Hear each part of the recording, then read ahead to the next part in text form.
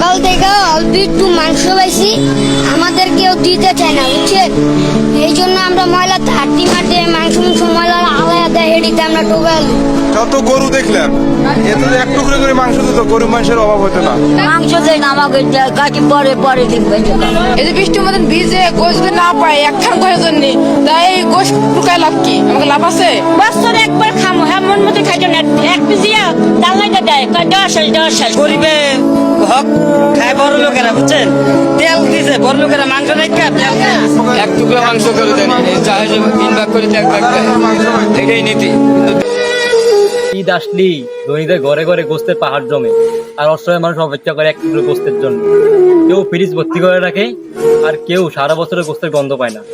ঈদের আসলে আনন্দ নতুন কাপড় না, একটা অসহায় পরিবারে হাসি ফোটানোর জন্যই কোরবানি। তাই গোস্ত ভাগ করার আগে মনে রাখবেন, আপনার একটু দান কারো পুরো ঈদটা বন্ধ করতে পারে।